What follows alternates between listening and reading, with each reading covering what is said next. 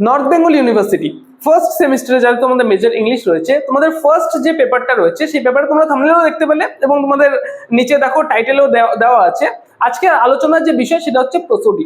প্রসোডি নিয়ে বিস্তারিতভাবে আলোচনা করবো, ভিডিওটাকে লাস্ট পর্যন্ত দেখবে, খুবই ইনফরমেটিভ একটা ভিডিও হতে চলেছে, গ্যারেন্টি দিয়ে বলবো। আজকের পর থেকে প্রসোডি নিয়ে কোনো মানে কনফিউশন থাকবে না, এবং পরীক্ষায় যদি প্রসোডি তোমাদের দিয়ে দেয়, আজকের ভিডিওটা কমপ্লিট করলে কিন্তু অটোমেটিকলি প্রসোডি কিন্তু তোমরা করতে পারবে পরীক্ষার খাতায়।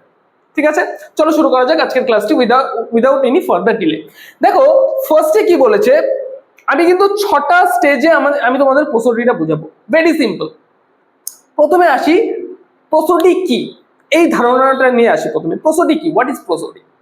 দেখো প্রসোডি হচ্ছে ডেফিনেশন যদি দেই, প্রসোডি প্রথমে আসি হচ্ছে প্রসোডি কথাটা কোথা থেকে উৎপত্তি হয়েছে। ফার্স্ট হচ্ছে এটা হচ্ছে গ্রিক শব্দ প্রসোডিয়া থেকে এসেছে, এবং এই প্রসোডিয়া যে শব্দটা রয়েছে এই শব্দের মানে হচ্ছে সং সাং টু মিউজিক।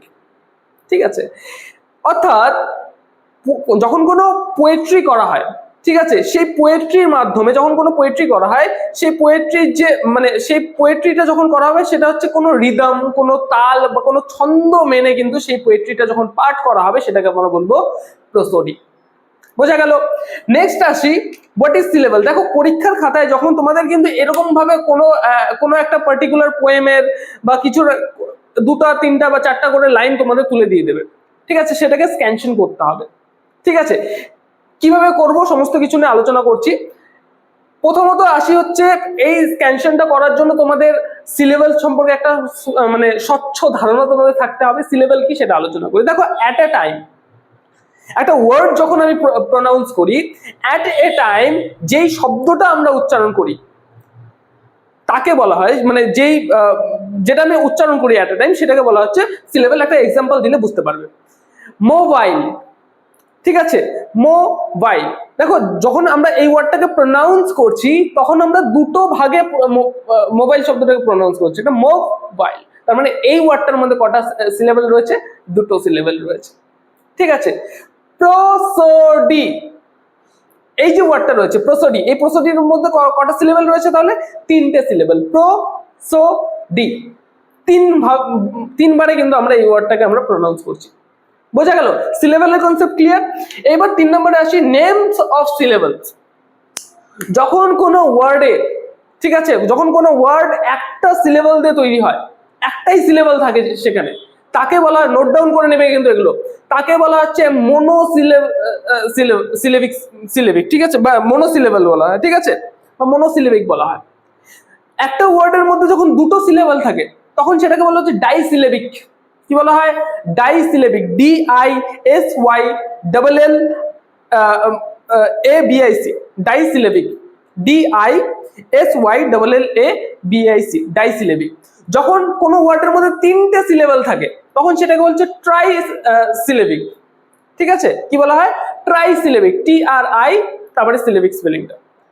যখন কোনো ওয়ার্ডের মধ্যে 4টে সিলেবল থাকে তখন সেটাকে বলা হচ্ছে টেট্রাসিলেবিক। কি বলা হয়?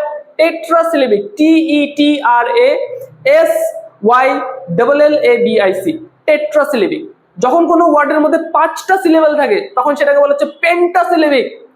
সিমিলার ভাবে যখন কোনো ওয়ার্ডের মধ্যে 6টা সিলেবল থাকে সেটাকে বলা হচ্ছে হেক্সাসিলেবিক। বোঝা গেল? এই কয়েকটা জিনিস নোট ডাউন করে রাখো, পরবর্তীকালে যখন আমরা করব সেখানে কাজে আসবে। ঠিক আছে, চলো number 4, concept of accented and unaccented syllable. এবার মাথার উপর দেবে কি বলে ভাই, আনঅ্যাকসেন্টেড অ্যাকসেন্টেড সিলেবল কি বোঝাচ্ছে। দেখো যখন আমরা কোনো ওয়ার্ড প্রনাউন্স করি, প্রসোডি,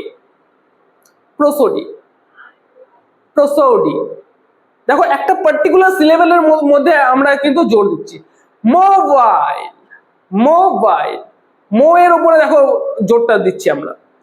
ঠিক আছে, যেখানে আমরা জোর দিব সেটাকে বলা হচ্ছে অ্যাকসেন্টেড, যেই সিলেবলটার মধ্যে আমরা জোর দেব না সেটাকে বলা হচ্ছে আনঅ্যাকসেন্টেড।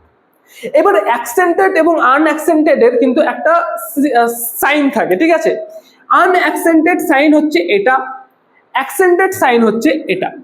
যখন কোনো সিলেবল ভালো বুঝবে ব্যাপারটা, ইজি, একদম ইজি।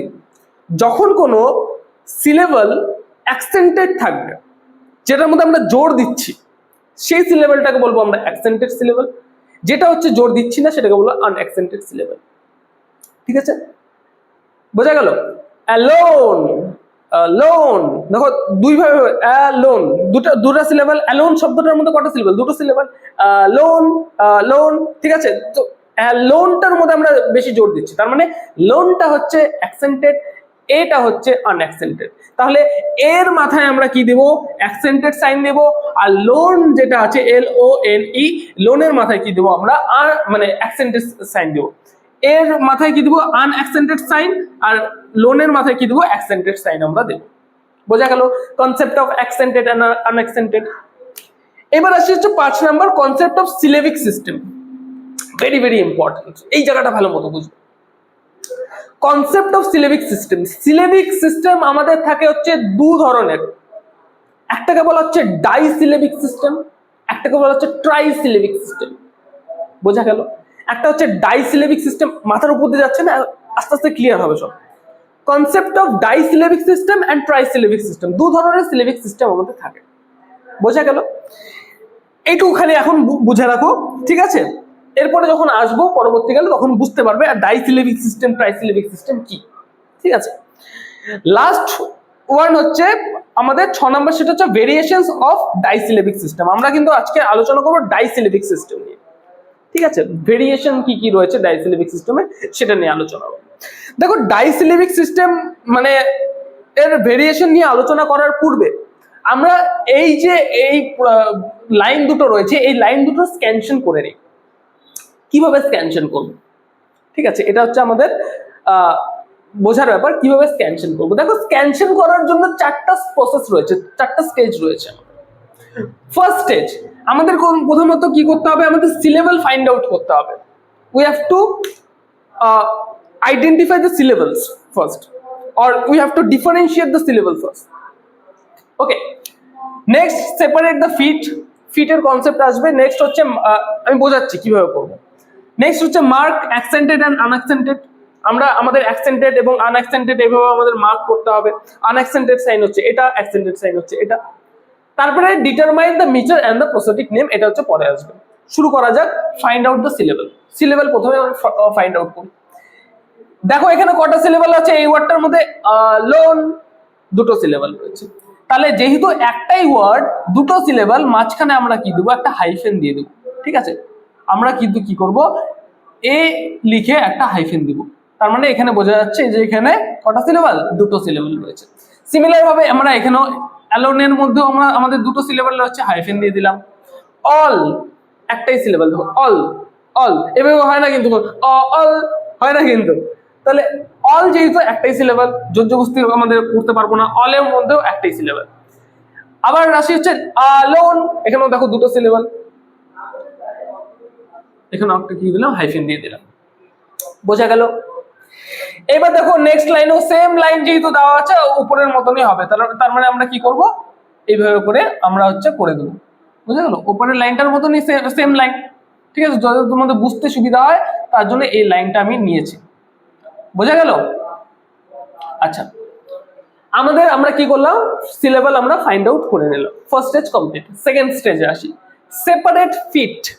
এইবার দেখো আমাদের এই জায়গাটা যেটা বলেছিলাম ডাইসিলেবিক ট্রাইসিলেবিক সিস্টেম, সেই জিনিসটা আসছে।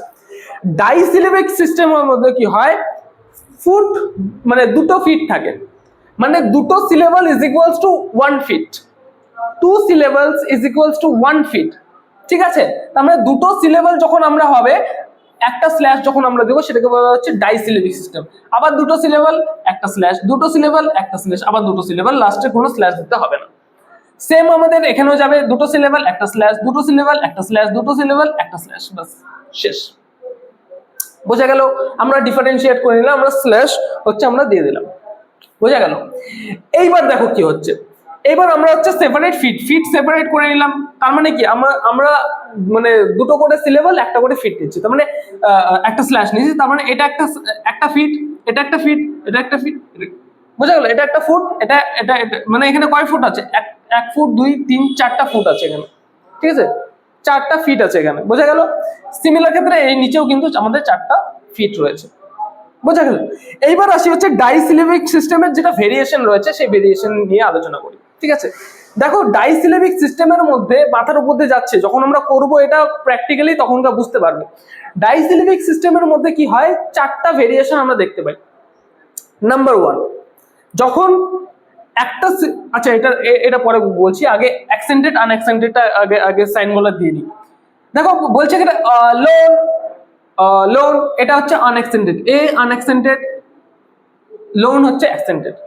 সিমিলার ভাবে লোন, দেখো এটার মধ্যে জোর দিচ্ছে, লোন জোর যেখানে দিচ্ছি সেখানে ইয়ে হলো অল, অল লোন, বোঝা গেল। সিমিলার ভাবে loan, loan, all, all loan, বোঝা গেল। যেখানে আমাদের জোরটা দিচ্ছি, ঠিক আছে, সেটার মধ্যে আমাদের কি করতে হবে, অ্যাকসেন্টেড সাইন হচ্ছে আমাদের দিতে হবে।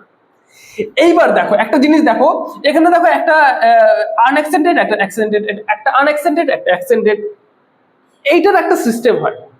ঠিক আছে, যেটা ডাইসিলেবিক সিস্টেম, যেখানে কি হয় একটা আনঅ্যাকসেন্টেড সাইন, একটা অ্যাকসেন্টেড সাইন, স্ল্যাশ আবার একটা আনঅ্যাকসেন্টেড সাইন, একটা অ্যাকসেন্টেড সাইন, আবার একটা আনঅ্যাকসেন্টেড, একটা অ্যাকসেন্টেড, এরকম যখন থাকবে সেটাকে বলবো আমরা হচ্ছে আয়াম্বিক। কি বলা হয়, IAMBIC, আয়াম্বিক। যেখানে একটা আনঅ্যাকসেন্টেড একটা অ্যাকসেন্টেড হয় সেটাকে আমরা কি বলবো, আয়াম্বিক।